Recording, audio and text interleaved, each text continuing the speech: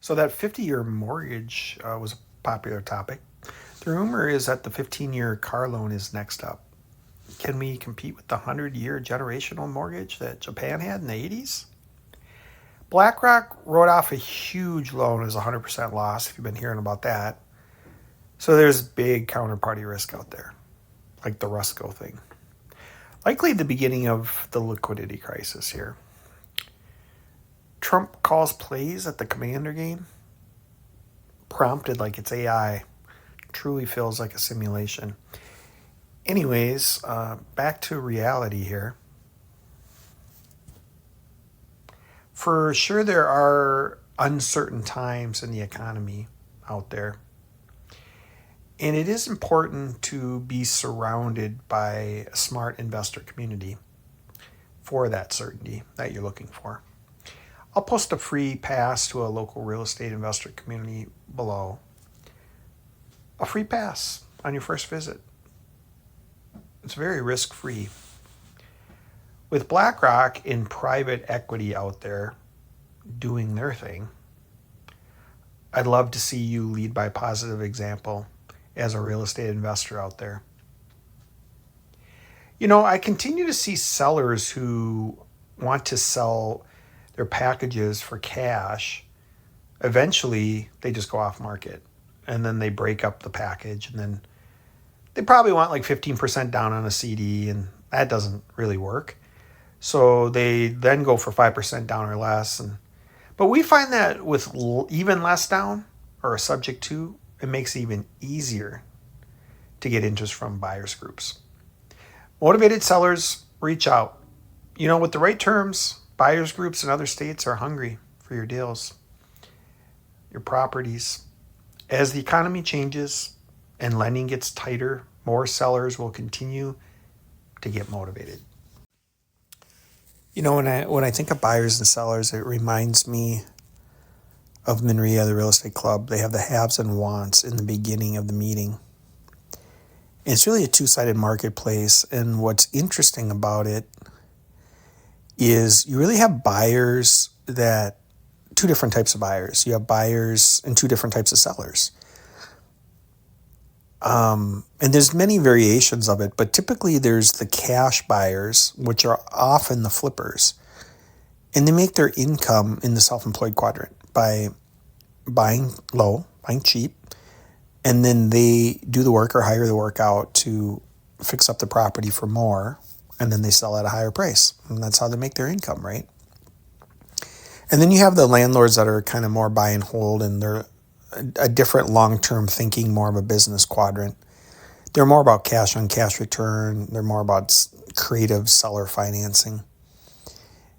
And, what they do is they look for contract for deed and subject to, and they are looking for very little down on the subject to and contract for deed because that gives them better cash on cash return, and they recoup their money faster so that perpetually they can keep buying more properties. On the sell side, what that looks like is if the seller has equity on the fix-up ones, it is probably a property that has had deferred maintenance for 20 to 50 years. And the seller has to come into alignment to understand that the property really needs that much work. And they just really haven't dealt with it in 20 to 50 years, so they probably don't believe that.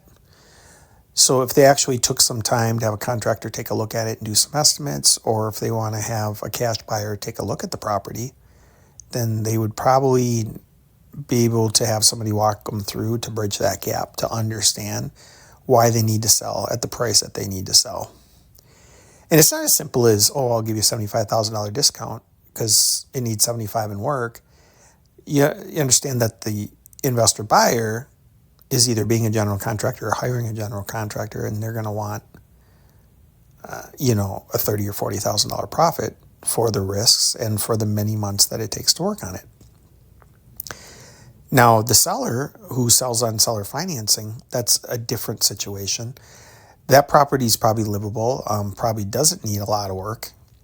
And sometimes it's somebody of the older generation, maybe a boomer, and they are retiring or they are just looking for payments.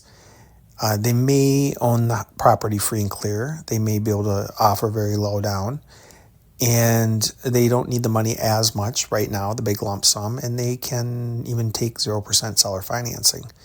They can offer very good terms. They can let somebody take over the payments. They can let somebody take over the deed, or they can sell it on a contract for deed. And that seller is going to look different probably than somebody that needs a big lump sum of cash. The person that doesn't have as much deferred maintenance that can sell on seller financing is going to get a much higher price on their property, especially if they're willing to wait for the payments. And the truth is, they wait for the payments even if they got a lump sum. They're not really sure where they're going to invest that lump sum anyways right now, with what's going on out there with collateral and what's going on out there with risk. They might not like their options with stocks and crypto and everything else, so they may just want to take the payments. That may feel safe to them. So a good illustration, a good demonstration of both buyers and sellers are the haves and wants in the deals. And deals are transactions. We've got a 30-year low on transactions. They're saying like 20 out of every 1,000 properties traded hands as of recent.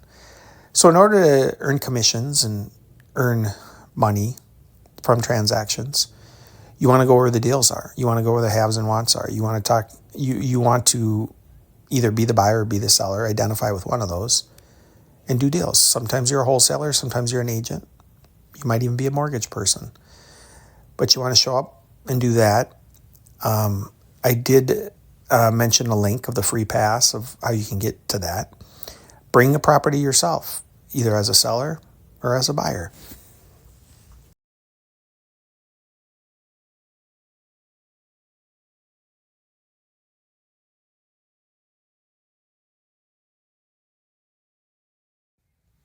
Have you seen how in some of these large markets where they built too many of the Class A new apartment buildings, the Class C apartment buildings, the rents are actually crashing 10 to 15% in some of those cities? I got some videos that'll show you.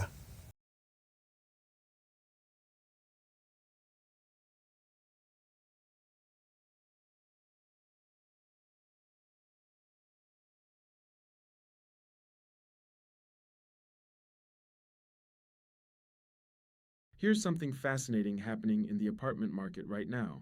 The cheapest, oldest apartments, Class C, are getting crushed right now, but only in cities that just delivered tons of new apartments. Let me show you the numbers. Denver. Class C rents down 13.9%. Naples. Class C rents down 13.5%. Austin. Class C rents down 13.3%. Phoenix. Class C rents down 10.5%. San Antonio. Class C rents down 7.2%. Dallas. Class C rents down 6.5%. What do all these cities have in common? They just absorbed a massive wave of new apartments. But here's the twist. In cities that didn't get a big supply wave, Class C rents are actually rising. 20 cities saw Class C rents go up more than 3%. 19 of those 20 cities had supply below the national average. So what's going on? It's basically musical chairs. When a brand new luxury apartment opens up, where do those renters come from? They don't appear out of thin air. They move from slightly older apartments. Those apartments now have vacancies, so they drop their rents to compete. That pulls in renters from even older apartments, and down the chain it goes. Eventually, it hits the oldest, cheapest apartments at the bottom. And here's why they get hit the hardest. People living in Class C apartments are already spending a huge chunk of their paycheck on rent. To fill empty units, landlords have to cut prices a lot, sometimes enough to attract people who couldn't afford market rate apartments before. It's like a waterfall effect. The water, new supply at the top, pushes everything down. But here's the important part. This proves that building new apartments, even luxury ones, reduces rents all the way down the spectrum. If it was just an affordability crisis, you'd see Class C rents falling everywhere, in high supply cities and low supply cities.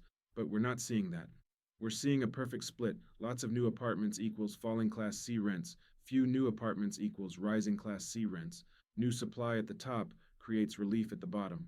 Also, Wages have been growing faster than rents for 3 straight years. More people can afford apartments today than before. The bottom line, this is what happens when you actually build housing. Supply works. Chart and analysis from Jay Parsons, one of the sharpest real estate economists out there.